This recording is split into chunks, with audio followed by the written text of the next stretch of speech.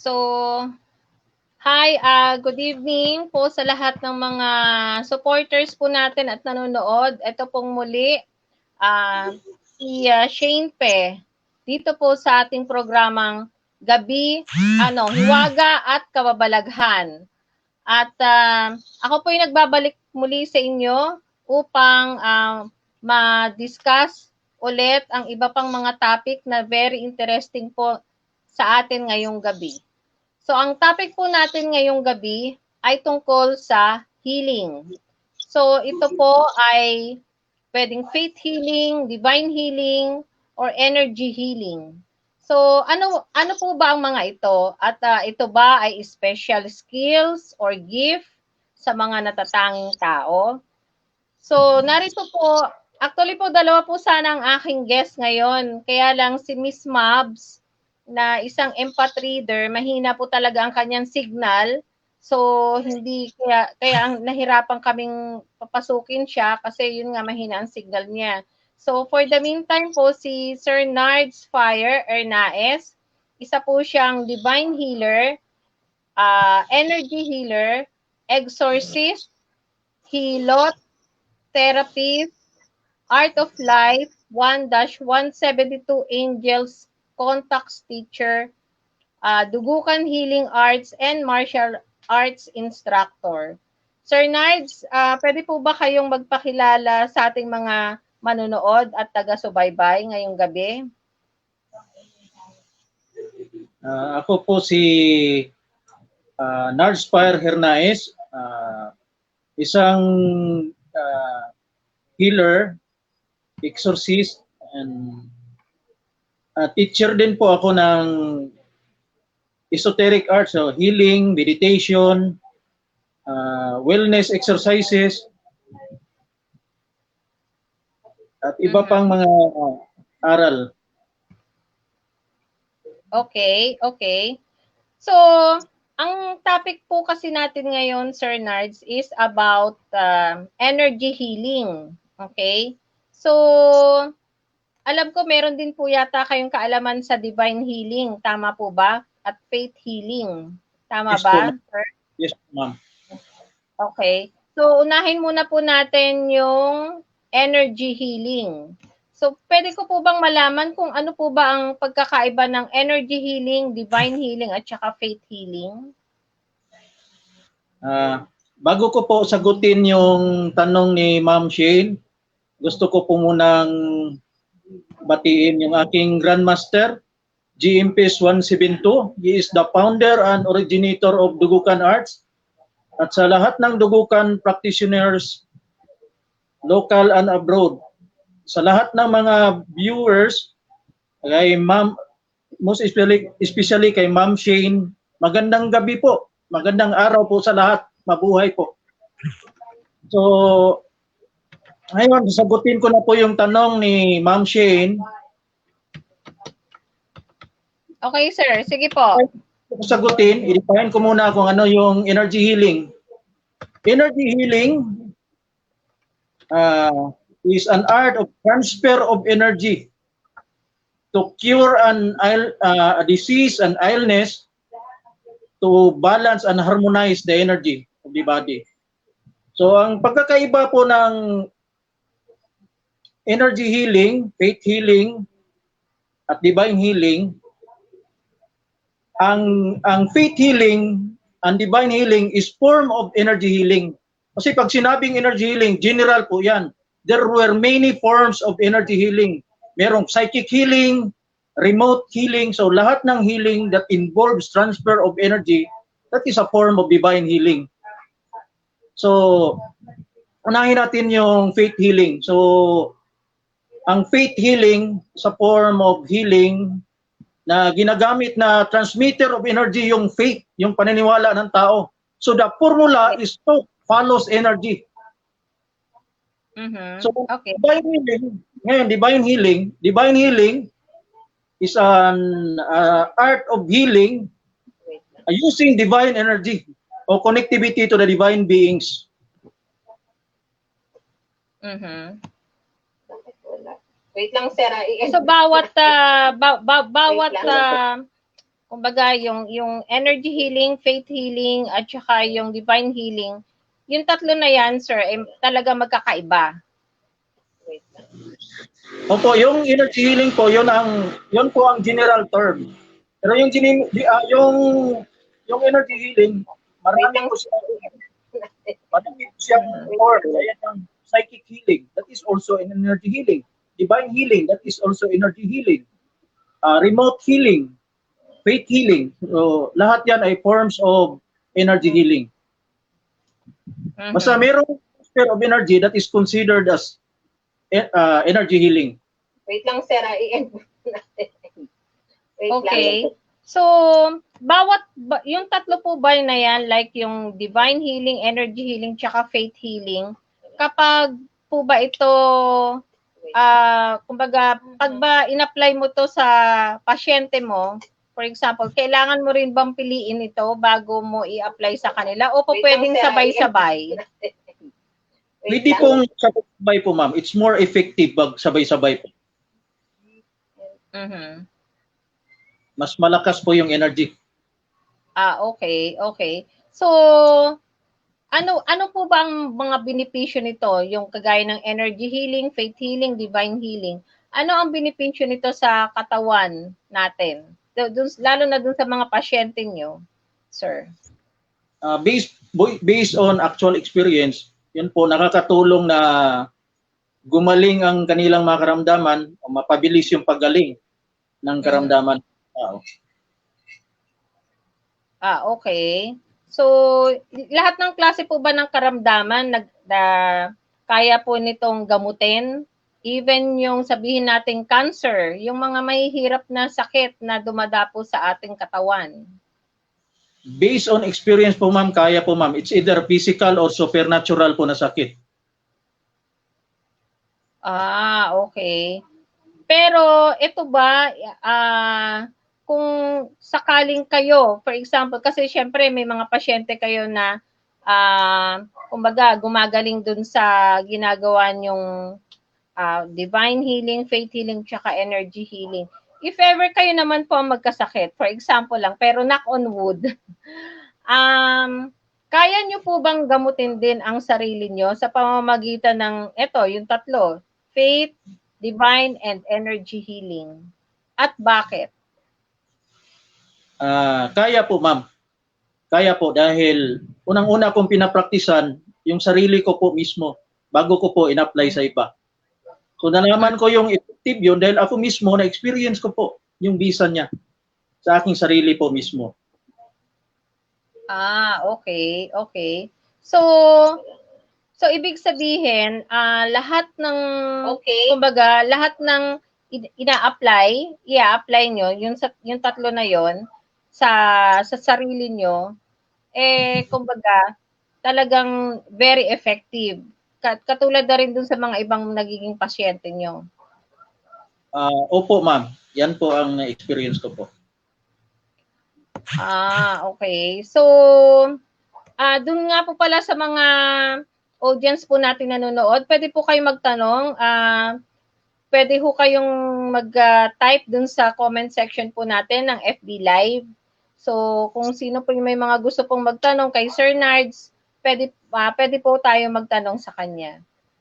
So, since wala pa naman po nagtatanong sa ngayon, yung sunod ko pong katanungan, ano po ba ang pagkakaiba ng cure o yung pagkakagaling sa sakit at ang energy healing, divine healing, at ang faith healing? Ito, explain ko po kung ano yung divine healing para mas lubos na yung energy healing maintindihan ng tao. So, bago magkasakit yung physical nating katawan, una pong magkakasakit yung energy body ng tao. Ngayon, ano po yung energy body? Kung titingnan yung katawan natin na physical sa gamit ng mga high-tech na technology, yung katawan natin pinapalibutan niya ng liwanag. So, yung liwanag na yun na pumapalibot sa ating katawan, yun ang tinatawag na etheric body. Tapos yung expanded niya nga liwanag, yun ang tinatawag na auric force. So, pag nagkasakit po yung tao, Halimbawa, nagkaroon siya ng bukol sa ulo, una pong magkakaroon ng bukol yung energy body hanggang magmanifest sa physical. So sa energy healing, unang pinapagaling yung energy body, once nawala na yung diferensya sa kanyang energy body, magmanifest na ito sa physical. Okay. Energy healing po. Okay. Yung pong divine healing, paano po ito? At saka yung faith healing. Yung energy healing po, nag-include na yan ng prayers or summoning of the divine beings. So like sa Dugukan modality, we connect to the angelic energy stations. There were angelic energy stations. Doon po kami nagko-connect sa mga divine beings. Okay, Yan okay. Namin. So may mga comment na po sir dito tayo. Kaya lang medyo hindi ko may tong aking may mga nagko-comment na, wait lang po Try ko dito. Okay, ito.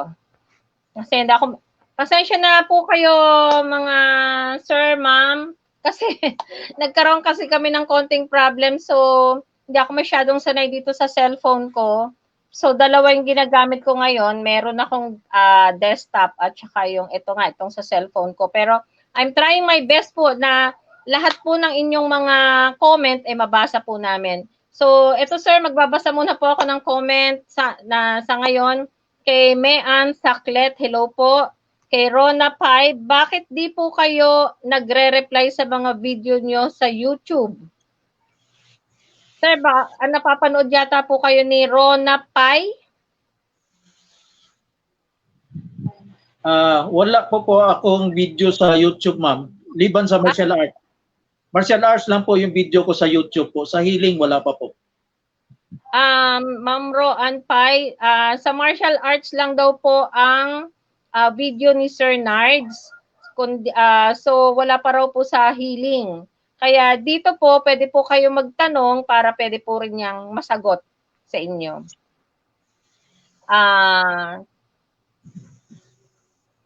Ito kay Ragde Artubia. Galing ba sa Biblia yung mga nalalaman nyo? Yung nalalaman ko po based on art and science. Pero hindi po to nagko-contradict ng anumang paniniwala. Dahil ako mismo ay nagbabasa po ako ng Bible, isa po akong Christian, isa po akong Catholic. So I believe in the teachings of the Bible. Okay, sana po nasagot po natin Mr. Ragde Artubia yung katanungan nasagot ni Sir Nards. And sunod na tanong is galing kay Mean Saklet. Ano po ang pinakamagandang healing para makatulog ng mahimbing? Yung hindi po makatulog, insomnia. So kailangan nagkakaroon niya ng energy combustion. So kailangan po i-balance. So it's either in a form of touch manipulation kasi yung energy healing, pwedeng distance healing, yung hindi mo hawakan yung pasyente, pwede rin pong hawakan. So kung gamitan po ng application ng hawakan yung pasyente, pwedeng pindutin yung mga pressure point upang magkakaroon po ng balanse, maano yung insomnia.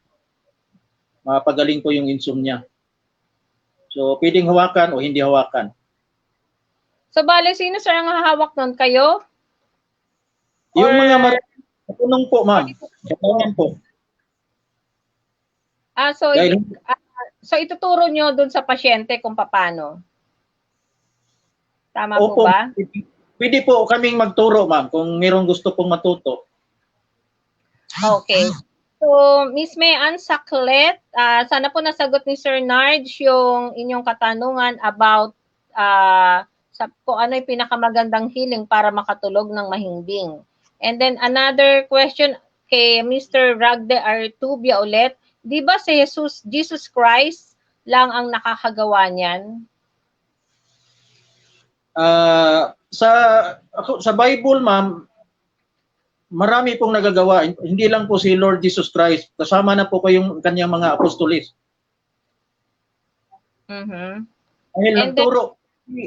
Si Lord Jesus Christ ay isang rabbi. So meaning isa siyang teacher. Dahil isa siyang teacher, meron po siyang mga naturuan na kanyang lesson. So Lord Jesus Christ and His disciples ang gumagawa po niyan sa Bible. okay. So, another question galing kay Mr. Wagde Artubia. Nanggagamot ba kayo ng ugaling masama at maging mabuti, para maging mabuti ang ugali? Galing kay Mr. Wagde Artubia, Sir Nards. Yung ganyan pong mga sitwasyon, pwede naman po yung magamot in a form of advice. Basta yung pasyente, mag-cooperate po siya mismo. Pag sinunod niya yung advice, wala naman pong imposible. Pwede po yung magamot po. Basta sundin niya yung advice. So, usually po, yung mga pasyenteng katulad nito, dadahin po diyan sa inyo, sa Antipolo, tama ba, sir? Yes po, Antipolo City po. Okay. Anyway, ibibigay naman po ni Sir Nards yung kanyang address, contact number, social media account bago po matapos ang ating programa. So, eto po kay John Vincent Rancap. Okay, good evening, Madam. Kay Alea Reyes, good evening po.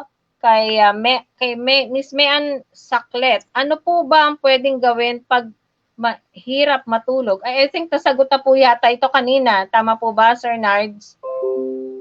Yung parang may insomnia, I think nasagot yun na to yung katanungan kanina. And then kay Ma'am Marivic, paano po ba maibabalik ang tiwala sa ating sarili? Kay Miss Marivic po ito, Dorman. So, maibabalik po yung tiwala sa sarili. Kailangan po kailangan po kayo unang gagamutin niyan yung mentality ng tao. Kailangan positibo ka sa lahat ng bagay na kaya mong gawin. Huwag po kayong ma-discourage. So kung anong nagagawa ng iba, magagawa mo rin, wala pong imposible. Nagagawa ngayon ng ibang mga bagay na mga taong may kapansanan, yun pa kayang wala. So lahat po ipinoprovide sa atin ng Panginoon. Kailangan lang natin ng willpower at confidence po na magawa yung gusto nating gawin at marating sa buhay. Mm-hmm. So, ito, may another question galing kay Mr. Ragde Artubia. Ipapagamot ko sana ugali ko kasi masama ugali ko.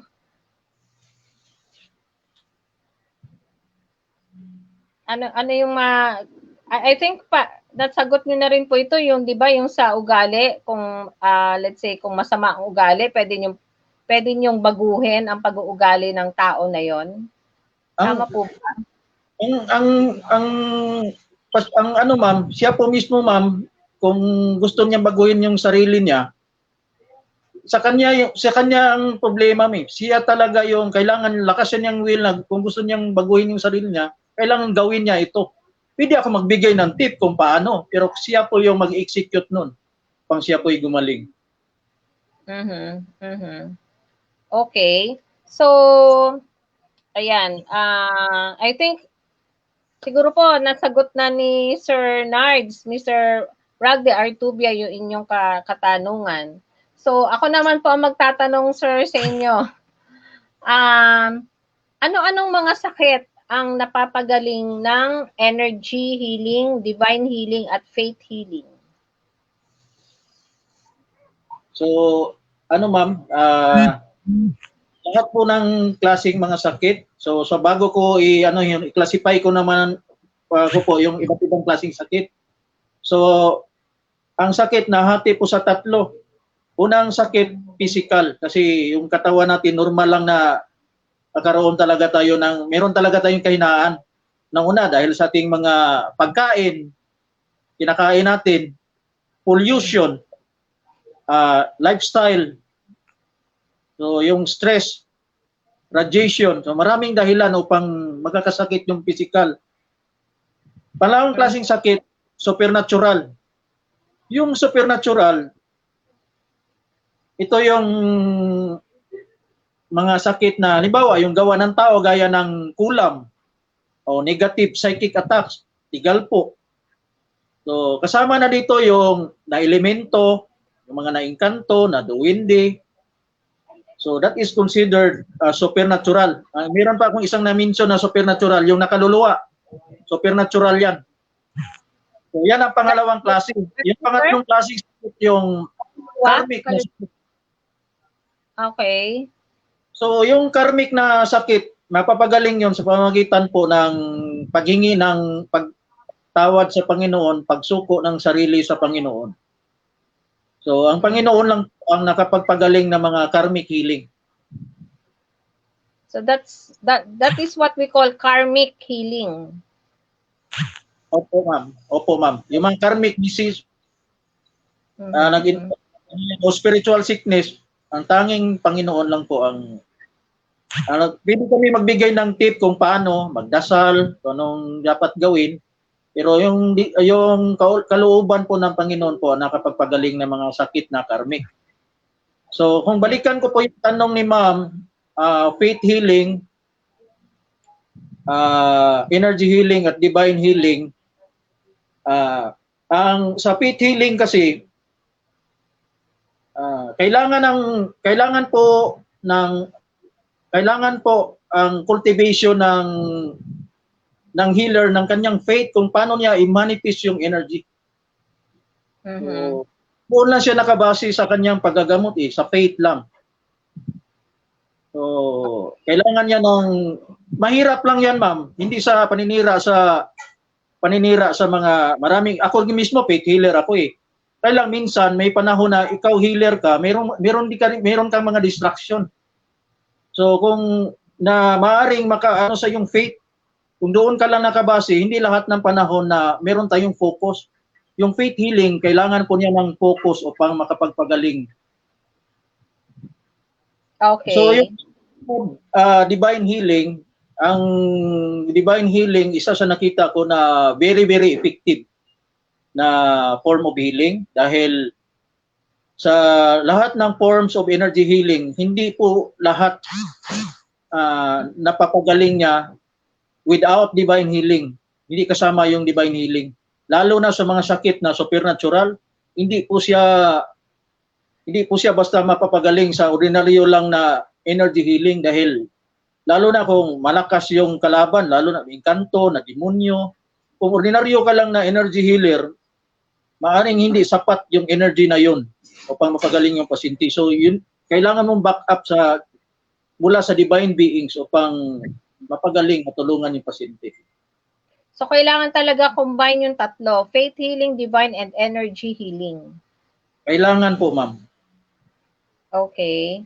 So may mga napagaling na po kayong mga pasyente na, let's say for example, na engkanto, nanuno, mga ganon, o yung mga hindi kaya ng mga traditional medicine? Opo, ma'am, na-encounter ko po yan palagi po, ma'am.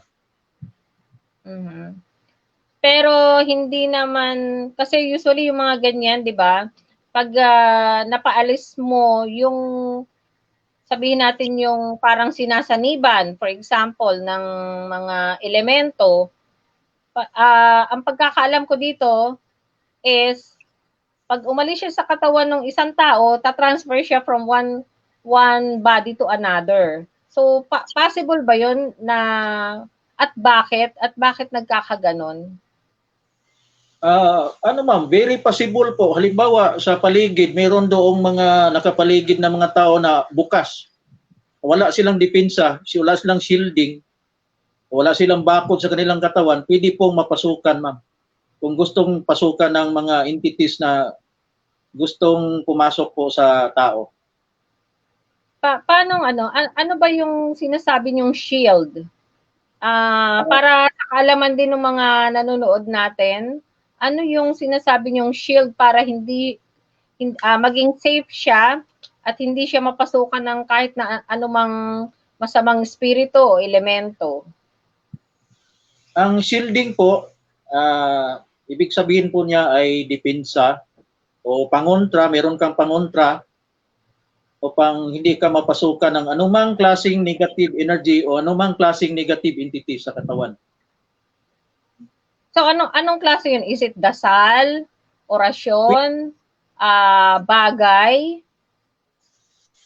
So, pwedeng ano ma'am, yung merong mga tulad ng mga anting-anting o bagay, mga crucifix, kung Saint Benedict, or pwedeng in a form of prayer, or orasyon, or divine words. Pwede po, or form energy. Pwede. So, Or sa inyo manggagaling yon. For example, kung, let's say may mga nanonood tayo na interesado sa mga ganyan para mayroon silang shield sa sarili nila at para hindi sila mapasukan o masaniban ng kahit na anumang masamang espiritu, pwede nilang makontak kayo at makakapagbigay kayo ng ganong klaseng shield sa kanila. Pwede po ma'am. So, pwede akong gumawa at pwede rin ko rin maituro po sa mga gustong matuto. Mas maganda po matuto po sila dahil nais ko pong maibahagi yung kaalaman ko sa mga tao pang makatulong din po ako sa iba. Okay.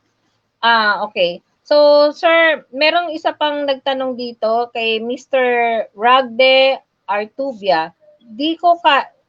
Ito yung follow-through question niya dun sa kanyang ipapagamot nga daw niya yung kanyang masamang ugali. So, ang sabi niya dito, di ko kayang baguhin yung ugali ko. Kaya, kumonsulta ako sa inyo. So, ano yung maisasuggest niyo po sa kanya para ma-solve yung sinasabi niyang masamang ugali para mabago niya? Unang-una po ma'am, kailangan niya pong baguhin niya yung mindset niya na hindi niya kaya. Kailangan kakayahin po niya kung gusto talaga niya na mabago po yung sarili niya. So siya po mismo talaga ang unang-una na kailangan na lakasan niya yung will na mabago talaga niya yung sarili dahil hindi ko po magagawa yung aking sayang yung sabihin ko na tip or advice o pamamaraan kung siya mismo ay kulang siya sa willpower na tulungan niya kanyang sarili. So pag ganito, yung gusto niyang baguhin ng kanyang sinasabi niyang masamang ugali niya, so kinakailangan ba siyang pumunta diyan sa inyo, sa Antipolo? O pwede lang ganito, virtual? Pwedeng ma'am, pwedeng virtual, pwede rin po siyang pumunta. So parang yun. Pag meron naman po akong time, wala naman pong problema, open po ang lahat. Sinong gustong mag-connect dahil yan po ang tungkulin ko ma'am, maglingkod po sa mga tao. Okay. So, ayan, sana nasagot po namin yung Mr. Ragde Artubia. Sana po nasagot po namin ang inyong katanungan. So far, wala pa po nagtatanong ulit, Sir Nard. So, meron akong tanong. Ito, paano nyo po isinasagawa ang energy healing, ang divine healing, at saka ang faith healing sa inyong mga pasyente? Pa-explain one by one, sir, yung paano nyo sinasagawa ang energy healing muna sa inyong mga pasyente. Ang energy healing, unang-una, tinatanong ko yung pasyente kung ano yung kanyang nararamdaman, tapos ang purpose ko na magtanong upang malaman ko kung ano yung dahilan ng kanyang sakit. Kasi halimbawa, sakit sa ulo, marami pong dahilan ng sakit sa ulo. Unang-una, kung meron kang sakit sa mata, pwede ka magkaroon ng sakit sa ulo. So, kulang ka sa intake sa tubig. So, pwede ka magkaroon ng sakit sa ulo. Lipas gutom. Pwede magkaroon ng sakit sa ulo dahil sa lipas gutom. So, ini-interview ko yung pasyente kung tungkol sa kanyang lifestyle upang matukoy ko kung ano yung pinakadahilan ng kanyang sakit. Kailangan malaman kasi maraming klaseng sakit eh. Merong sakit na lang sa kanyang pagkain, sa kanyang lifestyle, merong genetics yung lahi talaga nila. So, merong dahil sa environment, nahawa siya. Polluted environment na kanyang tinitirhan. So, kailangan po malaman ang dahilan ng sakit upang malaman, ma-apply ko rin yung tamang pamamaraan na dapat gawin po sa isang pasyente upang gumaling. So, upang gumaling din yung pasyente, kailangan niyang gawin yung disiplina. Dahil mayroon pong disiplina na dapat sundin yung pasyente kung gusto niyang gumaling. Halimbawa, high blood yung tao, meron pong mga bawal dyan.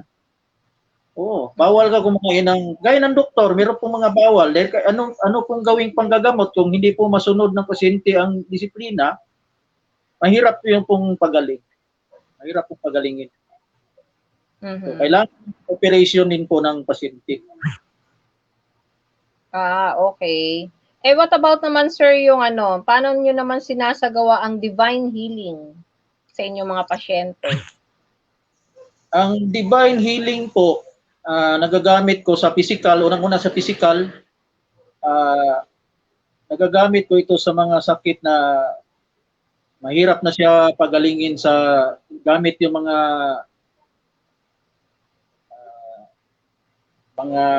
gamot na, halimbawa, yung mga nabibili sa butika o sa ospital, yung pinalabas na sa ospital na wala na ng pag-asa, o sa mga supernatural na mga sakit gaya ng mga kulam o mga na elemento, yun po ang ginagamitan ko ng divine healing.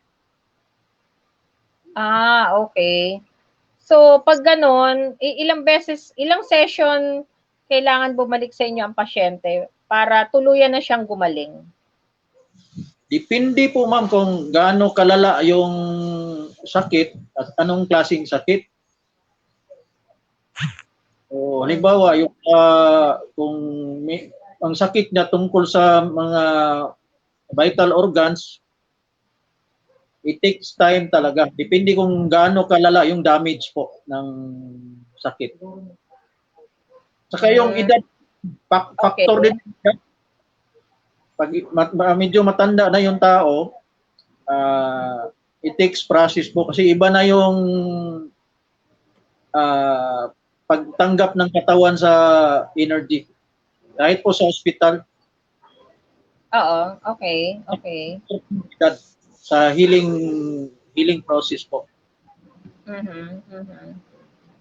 So, paano din naman sinasagawa ang faith healing?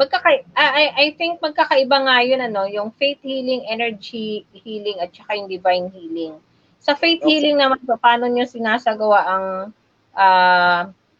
paano sinasagawa nyo ang sa faith healing sa inyong mga pasyente? Yung paano nyo ginagawa ito upang gumaling sila sa kanilang nararamdamang sakit?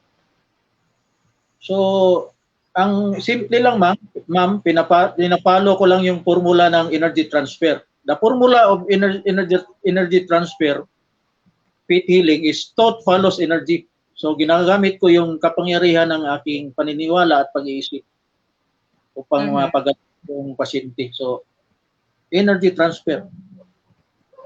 Energy transfer. Okay.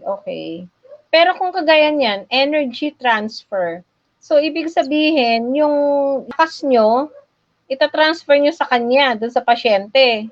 So, ang mangyayari nun, pag nakuha niya yung inyong energy, syempre, kayo, manghihina.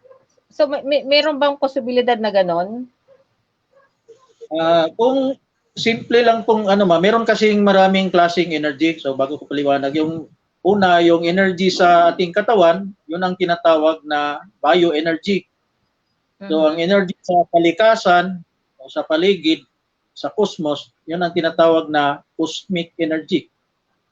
Ang galing sa divine beings, divine energy.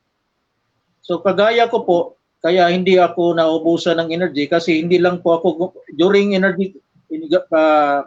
actual energy transfer, hindi po ako gumagamit ng sarili ko lang po na energy dahil gumagamit din po ako ng cosmic energy. So it's cultivation of bio-cosmic energy. At ginagawa naman, combination po ng tatlo. biocosmic energy and divine energy upang mas effective po yung healing para sa pasyente. Okay. Ano pong ibig sabihin ng biocosmic energy? Pwede po ba, Sir Nards, paki-explain? Kumbaga, i-expound po natin para, kasi syempre yung mga nanonood natin sa ngayon, hindi nila naintindihan kung ano yung bago sa kanilang pandinig yan yung biocosmic energy. Even sa akin, bagong pandinig yan sa akin and hindi ko alam kung ano ibig sabihin nun. Paki-expound po or explain yung mabuti ano ba itong biocosmic energy? So, ang biocosmic energy po, energy na mula sa katawan at energy na mula sa kalikasan, cosmos. So pag kagaya ko, natuto kasi ako ng isang system kung paano po gumamit ng energy na paano ko i-connect ang aking katawan sa energy ng kalikasan. So, that comes from the 4 elements, earth, water, fire, and air. So dahil natuto ako noon, pwede ko siyang gamitin upang makatulong ako sa tao sa paggagamot. So ang biocosmic energy, simpleng combination ng energy na mula sa katawan at energy na mula sa kalikasan. Mula sa katawan at saka sa kalikasan. So, Opo. yun, naiintindihan ko yung sa katawan. Pero yung sa kalikasan, paano yun? Paano yung, Sir Nards? Paano nakakakuha ng energy sa kalikasan? Marami pong paraan kung paano kumuha ng energy sa kalikasan po. So kagaya ng sinasabi ko po, thought follows energy. Kagaya nito, yung gesture ko, harap ako sa cam. Nakaganyan ako. So this one is the receiver of energy and this one is yung kabilang kamay is the transmitter of energy. Yung isang kamay is the receiver. So nakakonect ako sa kalikasan, then yung kabilang kamay ko nag-transfer po ng energy. So ibig sabihin, yung sinasabi niyong kalikasan pwedeng puno, tama ba? Lupa. Sa nature, lupa. Dahil lang yung puno, kumukuha siya ng energy sa lupa. So sa lupa po ako nagda-direct at sa iba pang elemento. Kasama na po yung mga heavenly bodies, yung stars, moon, sun. Okay. So nakakatulong yun na mag-heal, nakakatulong din yun nga yung sinasabi niyong biocosmic energy through sa sarili nating energy at saka sa kalikasan na gumaling yung mga pasyente niyo na may sakit. Mas po, sa experience, mas mapabilis po kaysa kung gagamit ka lang ng energy sa ating katawan, minsan kung marami kang pasyente, hindi sapat po yun. Ngunit yung energy po ng kalikasan, unlimited po. Hindi po siya nauubos. Okay. So, yung sinasabi niyong ito, yung biocosmic nga, so lahat ng sakit, pwede niyang gamutin. Hindi na, kumbaga, kasi syempre kung mapapansin niyo sa traditional medicine, yung iba gumagaling, tapos later on, babalik ulit, di ba? Bumabalik, kumbaga, yung sakit nila. Kumbaga, pag ginamitan mo ng biocosmic energy at gumaling ang isang pasyente, hindi na babalik ang sakit niya kahit nakailan. Depende po, ma'am. Kung sundin nila yung disiplina, kailangan talaga nila i-maintain yung disiplina. Halimbawa, meron akong pasyente na merong sakit sa atay dahil sa pag-iinom. So, ginagamot ko yung pasyente, sabay payo na iwasan na yung pag-iinom. Dahil kahit napagaling ko na yon at patuloy pa rin siya nag-iinom, pagkatapos gumaling, babalik pa rin po yung sakit. So, kailangan po mag-ingat talaga yung pasyente upang hindi na po bumalik yung sakit. Okay. So, dun sa mga, siguro, anyway, bibigay nyo naman yung inyong contact number and social media account dun sa mga may gustong magpa-konsulta sa inyo. And then, merong another, ayan, sa comment, galing kay Arlene Ahmad Telin. Good evening po. Healing po sa trauma. Meron daw ba tayong healing sa trauma? Gamot sa trauma? Yes po, ma'am. Meron po dahil sa experience ko po nakatulong na rin ako ng mga tao na meron mga traumatic experiences. Kasama na po yung mga magkaroon ng nervous breakdown. Okay. So, ayun. So, Miss Arlene Ahmad Talin, sana nasagot namin ang inyong katanungan. And dito naman kay Sammy Agustin. Okay. Sabi niya, Ragde Artubia, distant healing, ginagawa rin ni Jesus Christ. So, tama yun, Sir Nards. Totoo po.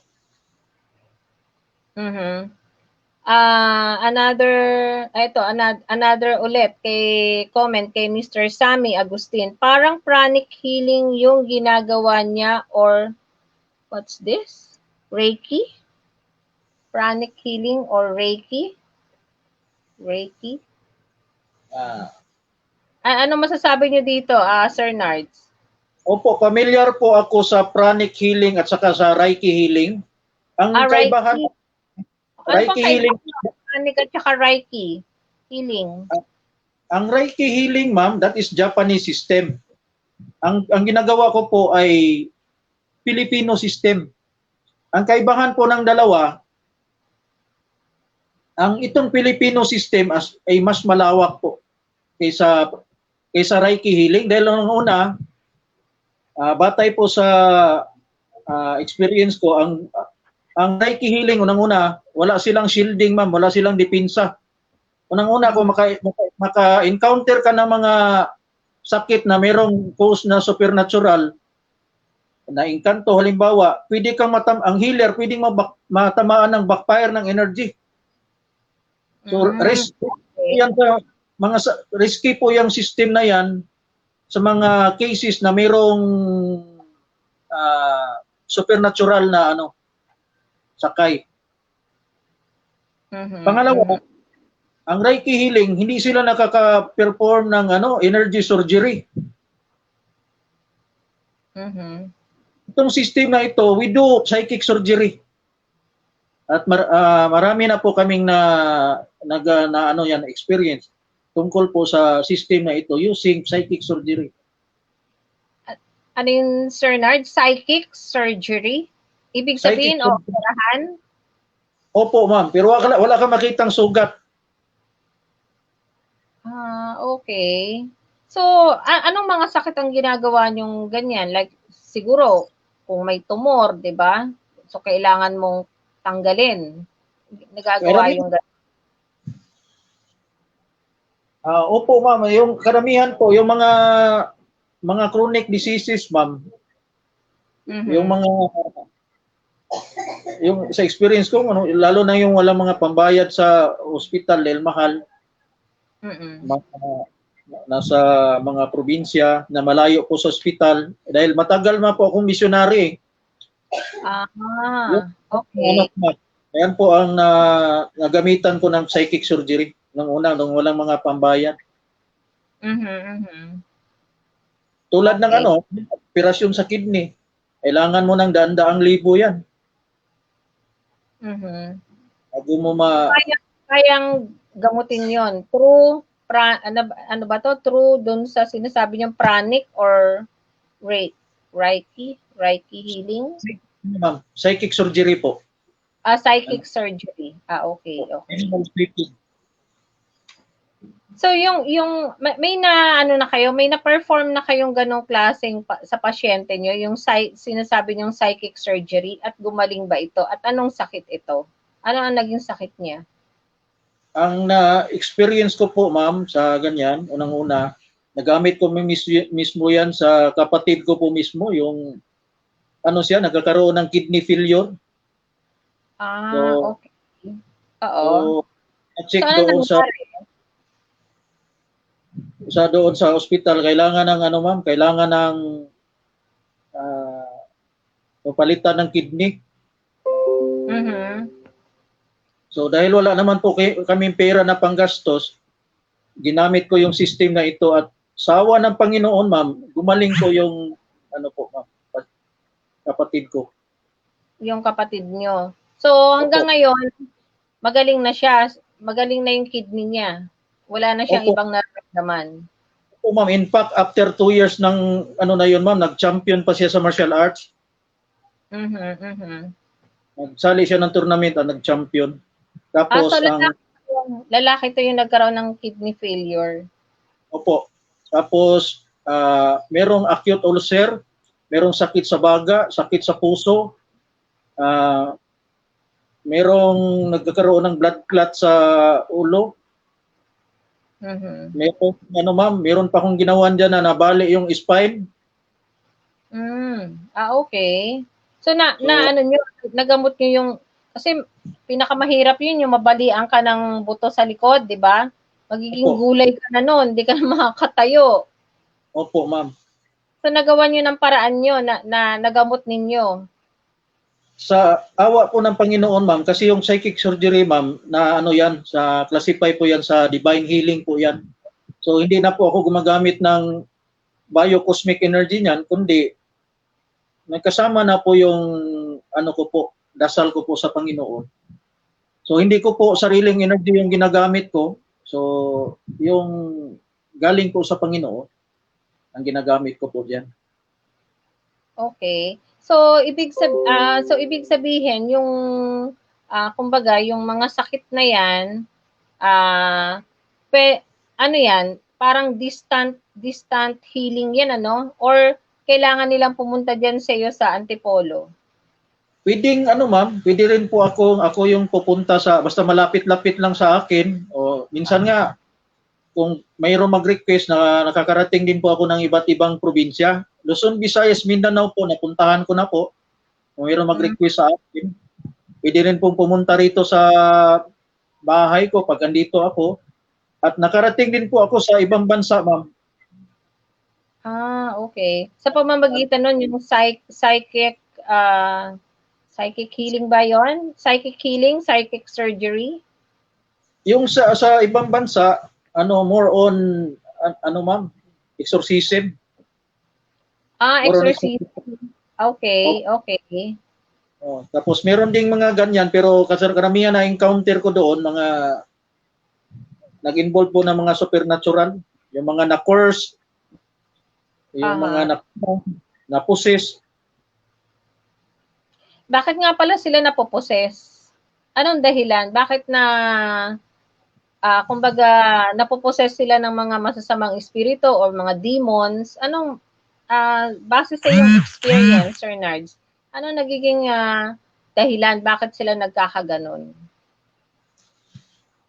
Unang-una po, kung mapunta sila sa isang lugar na kung saan mayroong mga kaluluwa, ma'am, usually yung mga kaluluwa na hindi matahimik, namatay sa nagkakaroon ng injustice. Gusto nilang maghiganti na yung damdamin nila napupuno ng puot at galit. So upang makaano sila, maka-channel sila dahil wala silang physical na katawan, gusto nilang gumamit ng ibang katawan upang mailabas yung kanilang galit o yung mensahe nila. Isa po yung dahilan yung posisyon ng mga kaluluwa. Yung tungkol naman po sa mga elemento, pwedeng mag-possess yung elemento. Nang una, may mga tao na meron po silang merong mga kakambal na elemento na minsan magmamanifest ito sa katawan. So, yung iba naman po, elemento, lahat ng tao meron bang ganon o bihira lang? O may mga ilan-ilan lang? Ilan lang po, ma'am. Pangalawa, yung iba nagustuhan ng mga elemento. Naranasan ko rin nagustuhan ng elemento, nag-possess doon sa katawan. Yung iba naman po, nagkakaroon ng kasalanan sa elemento. Kasalanan sa elemento? Paano nangyari yon? Hindi naman natin nakikita. Halimbawa, yung elemento na nakatira sa isang puno at yung puno pinutol. Okay. Okay. So, yun, kagaya niyan, exorcism. kumbaga, kaya niyong paalisin yung masamang espiritu or demonyo dun sa katawan ng taong kanyang sinaniban at never nang babalik ito. Opo ma'am, pag sinunod yung payo ko ma'am, dahil meron po akong payo niyan upang hindi bumalik, pag sinunod nila, hindi na talaga makabalik po. So, Pero yung kasama rin kayong pare habang nag-exercise kayo. minsan po, may karanasan ako na meron akong kasamang pare, meron ding wala ma'am. Depende po sa lugar kung saan. So, ibig sabihin, kaya nyo na kayo lang mag-isa na i-exercise ang isang tao na sinasaniban ng masasamang espiritu o ng demonyo? Sa experience ko po ma'am na kaya, kahit nung hindi naman po sa pagmamayabang, nung pumunta po ako sa ibang bansa na mayroong exorcism cases, mag-isa lang po ako noon ma'am, at sa awa ng Panginoon po at nagiging okay naman po. Anong bansa yun? Yung pinuntahan mong nag-exercise kayo? Nakarating po ako ng Cambodia at saka sa Malaysia po. Cambodia at saka Malaysia. Okay. So, anong nangyari? Like, for example, dun sa Malaysia, ano ang dahilan bakit na-exercise siya? Ayun naman po ma'am ay kulam. Gawa po ng tao. Yung sa Malaysia. Opo. Yung sa Cambodia. Siya national, ang gumagawa rin niya ng kulam? Opo ma'am, kahit sa Europe marami po ma'am, dahil kung hindi nga lang dahil sa pandemic, in-invite po ako doon sa Panama naman po para maggamot doon ng mga voodoo. Mga kulam po na galing sa mga voodoo, black magic po. Yung karamihan po galing sa Africa. Okay. Pigan po na taga Panama. Citizen po siya doon. Tapos, yung isa sa Malaysia at saka Europe, no? Sabi niya, ano naman yung sa Europe? Cambodia po yung isa. Cambodia. Ano yung sa Cambodia? Yung experience ko po sa Cambodia, yung unang-una yung nag-invite sa akin, nasa Cambodia siya pero hindi siya Cambodia, Nepalese po siya. Yun po ang nag-invite sa akin. Meron lang siyang business doon sa Cambodia. So, na-curse po siya, ma'am. Okay. Merong nagalit sa kanya yung kompetensya niya sa negosyo. Invite sa akin at ni-refer po niya ako sa ibang pasyente. Naka-encounter ako doon ng mga haunted houses po. So may mga elemento tsaka ghost. Opo, ma'am. Oo. Pero hindi naman nananakit. Ang mahirap kasi pag yun nananakit eh. Hindi naman po nananakit talaga, pero yung iba ma'am, dahil yung mga tao na nakatira sa lugar, yung physical nila hindi po maka-adapt sa energy doon, nagkakaroon sila ng mga karamdaman po sa katawan. Okay. So, I think wala nang nag-question sa atin, Sir Nard. So, ang huling question ko, last and final question ko sa inyo, kasi malapit na rin tayo magtapos, almost 1 hour na rin pala tayo. Sino ang nagbigay sa inyo ng energy, divine, and faith healing sa inyo at bakit? Bakit kayo ang nabigyan? Unang-una po, ang lahat ng ito ay lahat ng natutunan ko po mula sa aking master, ang aming grandmaster, GMPS 172. Siya po yung nag-inspire sa akin na matuto ng panggagamot dahil ang panggagamot po ay nakakatulong unang-una sa sarili natin. Kung meron tayong mga karamdaman, kung meron tayong karunungan kung paano ito gamutin, hindi nating matulungan yung sarili natin. Pangalawa, yung pamilya. Saka yung mga tao na gusto nating tulungan na nangangailangan ng tulong. So, magamit natin ito. Karunungan na ito. So, utang na loob ko po sa kanya yung lahat po natutunan ko. So, unang pong energy yung pag-uusapan, ma'am. Ang energy po talaga ay galing po sa Panginoon, sa mga divine beings po. kahit yung grandmaster ko, unang-una, tinuruan po niya akong ng debosyon. Lagi talagang mag-connect sa Panginoon at sumunod po sa mga aral ng Panginoon. Lagi po akong gabayan ng Panginoon sa lahat po ng aking ginagawa. So, hindi ko ito magagawa yung mga ginagawa ko kung mamagitan lang ng sarili ko. So, nagagawa ko lang po ito dahil po sa blessings at guidance po ng Panginoon. Siya po yung pinaka-supreme source po ng lahat ng ito. Okay, ako po ay lang para po makatulong. Okay. So, Sir Nard, so dumating na tayo dun sa pinaka-final hour natin. So, we have to say goodbye. So, meron po ba kayong parting words sa ating mga nanonood sa ngayong gabi? May last, kumbaga, ano yung pinaka-last word po ninyo sa kanila? So, sa mga kapatid, ating mga kababayan, sa mga nanonood na gusto nilang, meron silang mga karamdaman o kakilala na merong mga karamdaman, so pwede po namin matulungan yan. So, ang aming skill sa energy healing, divine healing, saka lalo na ako, marunong din ako maghilot at meron din akong kasamahan na maghihilot. So, pwede po kami makatulong. So, lahat ng mga lalapit sa amin, so kung tulungan namin yan ayon sa aming makakaya. So, yung mga gusto din pong matuto ng paggagamot, pwede rin po kami magbahagi sa mga gusto pong matuto. Okay. So, I think marunong din kayo sa martial arts instructor din kayo, tama? Yes po, ma'am. At saka, one more thing is yung Art of Life 1-72 Angels Contacts.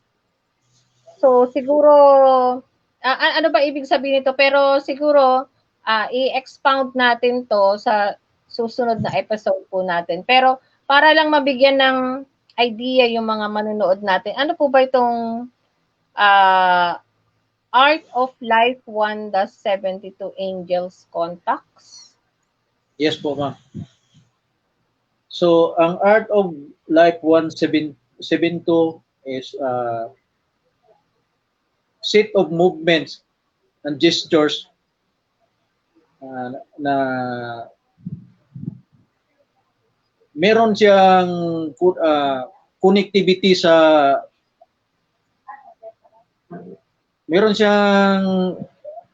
isa siyang paraan kung paano i-connect yung energy sa katawan, sa kalikasan, at saka sa iba't ibang mga dimension.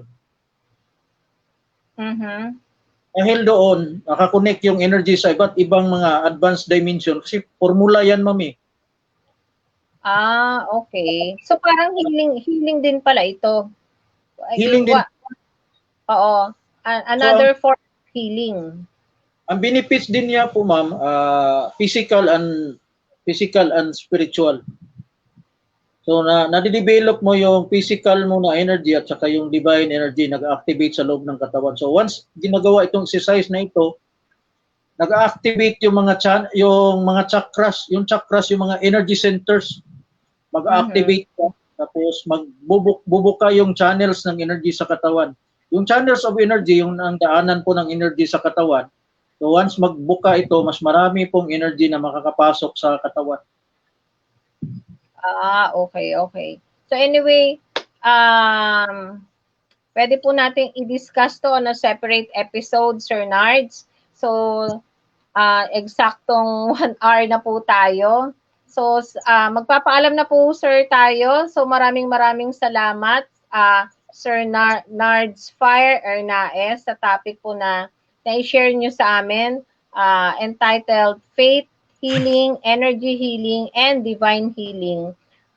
Maraming salamat at na-share nyo ito sa amin at alam kong nagustuhan ito ng ating mga manonood dito sa ating programang Hiwaga at Kababalaghan. Pwede po niyong sabihin, Sir Narj, yung inyong, kung saan kayo pwedeng kontakin ng ating mga manonood, kung meron kayong social media account, meron kayong cellphone number, Pwede po niyong sabihin ngayon sa kanila. So sa mga gustong mag-reach out sa akin, pwede ako makontak sa aking cellphone number 0927 206 1988. Sa akin pong Facebook account, sa aking FB account, Nardspire Hernais. O pwede po akong i-message sa Messenger sa mga gusto pong magpagamot o humingi ng tulong.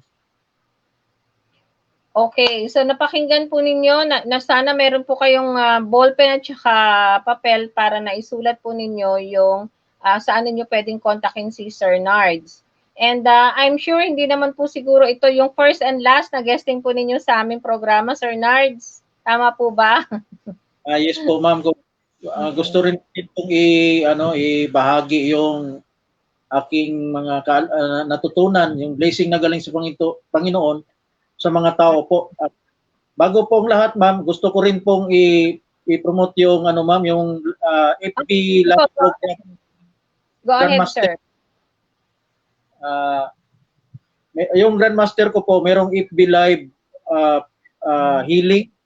Saka meron din po, pwede rin po siya doon na yung mga gusto pong manood doon, pwede silang ng mga katanungan regarding po sa spiritual.